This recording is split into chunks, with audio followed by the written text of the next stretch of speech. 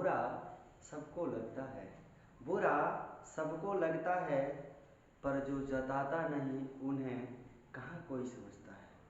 जरा गौर से सुनिएगा कि बुरा सबको लगता है, पर जो जताता नहीं उसे कहाँ कोई समझता है। लोगों को अपनापन अब रास नहीं आता, लोगों को अब अपनापन रास नहीं आता। उन्हें लगता है यहाँ हर कोई मतलब से पास आता है, यहाँ हर कोई मतलब से पास आता है। जय हिंद दोस्तों, नमस्कार। आप सभी का स्वागत है ज्ञान जीएस रिसर्च सेंटर में। उम्मीद करते हैं कि आप कुशल मंगल होंगे, आप स्वस्थ होंगे। आज हम वर्ण के पार्ट 2 वीडियो लेके आए हैं। व्यंजन के विषय में हम चर्चा कर रहे हैं। आप कॉपी कलम निकालिए और बेहतर आपने जैसे हमको सपोर्ट किया वर्ण के स्वर में, वैसे आप मुझे सपोर्ट करिए व्यंजन में। देखिए, मैं आपके लिए मैं अपने जीवन समर्पित किया हूँ अपने विद्यार्थियों के नाम पे।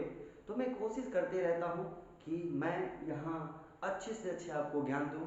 मेरा प्रयास है जग में हम ज्ञान को बढ़ाएं, घर घर शिक्षा को बढ़ाएं, हमारा प्रयास है।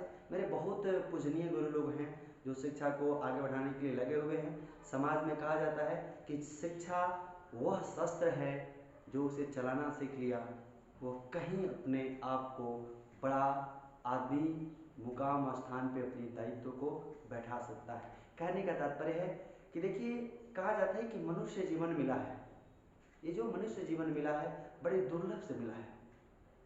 तो देखिए, शिक्षा हमारा तृतीय नेत्र है। मेरे गुरु जी कहते थे कि जिंदगी में दीपक की 2 आंखें संसार को देखने आया है, लेकिन शिक्षा को देखना है तो सबसे पहले तृतीय नेत्र के लिए गुरु के पास जाना है। गुरु क्या करते हैं, आपके जीवन में अंधकार से प्रकाश की ओर लेके जाते हैं। तो मैं बहुत हमारे परम पूज्य हमारे गुरु जी लोग हैं, उनसे मैं शिक्षा लेकर मैं आप सभी के बीच इस शिक्षा को बांट रहा हूँ, शेयर कर रहा हूँ। अच्छा लगे तो आप मेरा सपोर्ट करिए, आप मेरा साथ दीजिए। हर तरह से मेरा प्रयास रहेगा कि मैं आपको बेहतर से बेहतर शिक्षा दूँ। आपको संस्कृत में, हिंदी में, जीके जीएस में, मैथ में बहुत सारे ऑप्शंस हैं जिसमें हम आपको बेसिक से बेसिक एकदम छोटा से छोटा पॉइंट को मैं आपको समझाने की कोशिश करूँगा। अब हम चलते हैं अपने टॉपिक पे। आज बात करते हैं व्यंजन वर्ण किसे कहते हैं।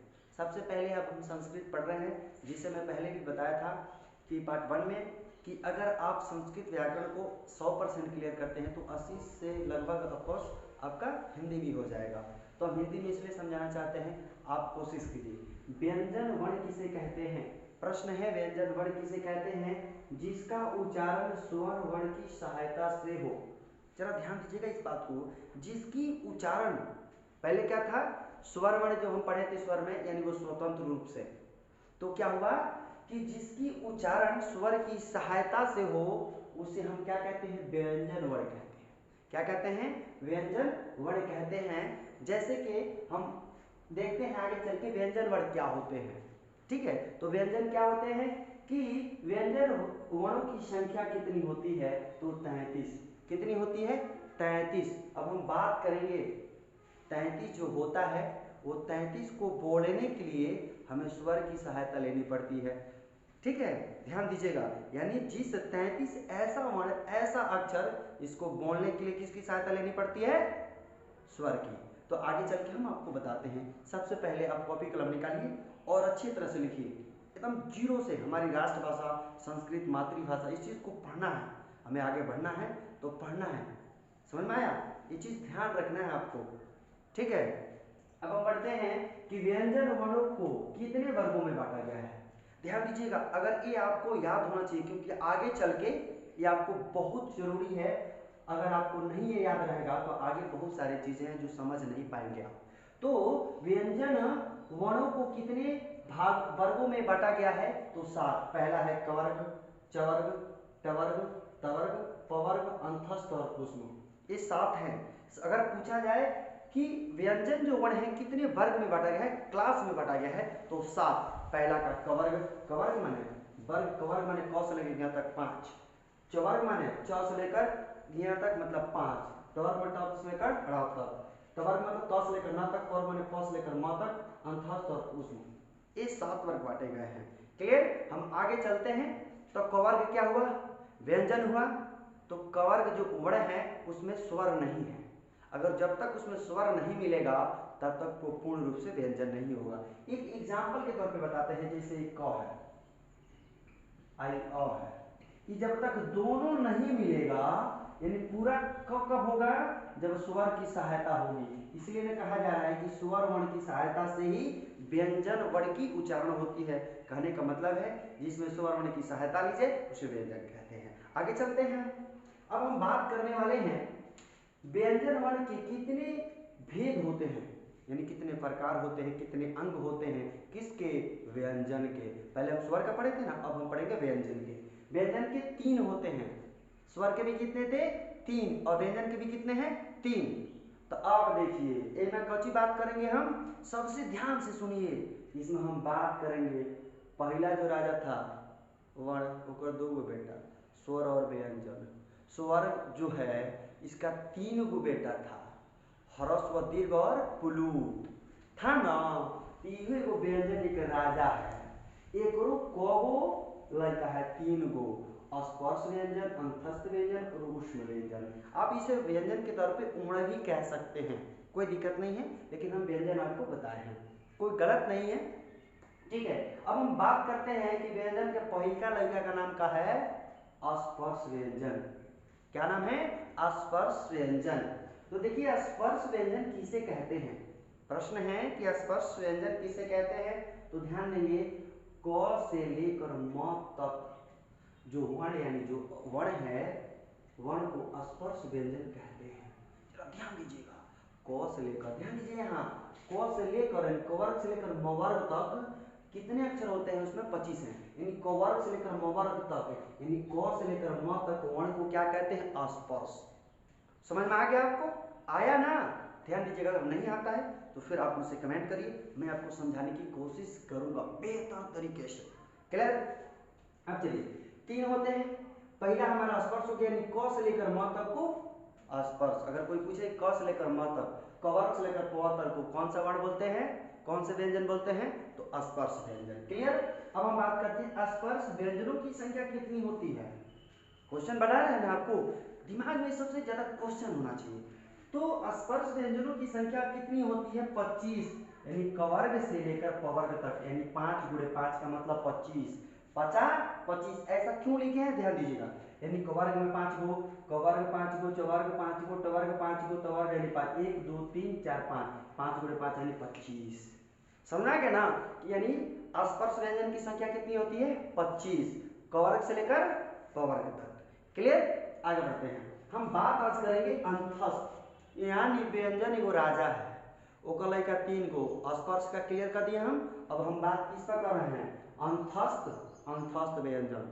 पहला लड़का का शादी ब्याह हो गया खत्म, अब दूसरा का नंबर है, घरों में होता है ना ऐसा, एहू जगह हो रहा है।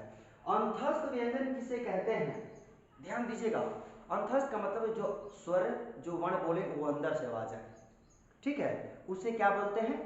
और जो स्पर्श की बात की, जो ऊपर स्पर्श करे, तालु को, जीभ, कोई सारी चीजें हैं, आगे चल के आपको बताएंगे। अंतस्थ जो अंदर से आवाज है, य, र, ल और व को अंतस्थ व्यंजन कहते हैं।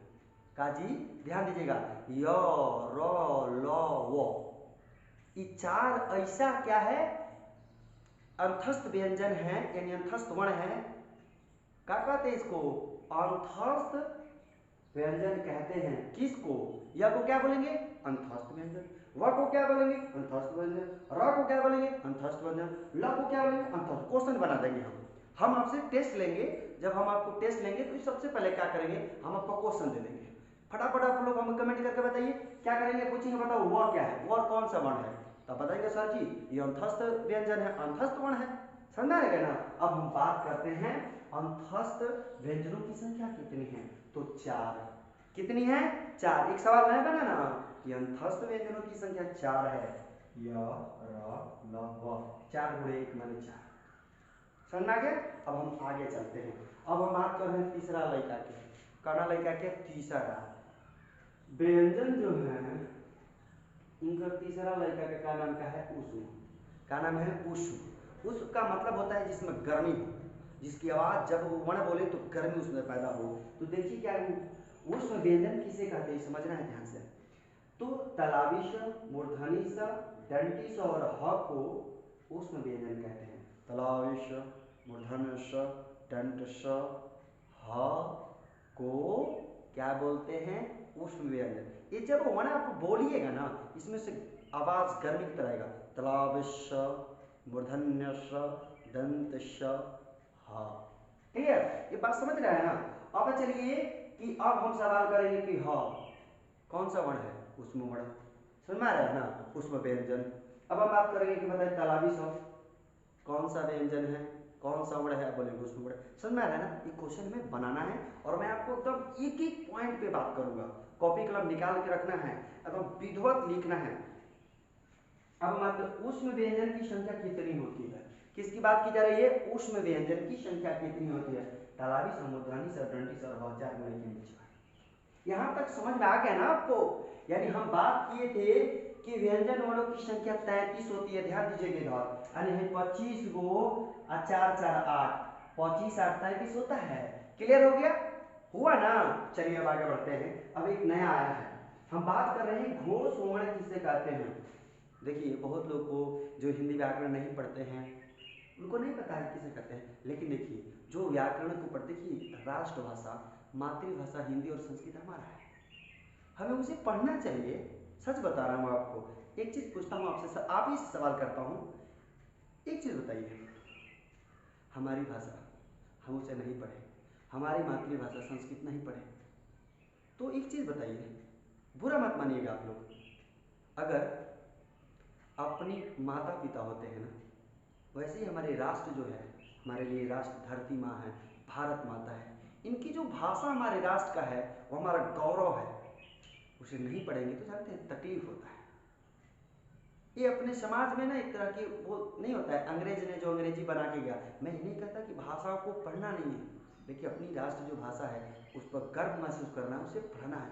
वास्तव में बताए ना, हम सब दिल से बता रहे हैं आप सभी को, हिंदी और संस्कृत ये हमारी भाषा है, और जिस दिन आप इसे मन लगा कर पढ़ेंगे ना, बहुत अच्छा लगेगा आपको, सच बता रहा हूँ।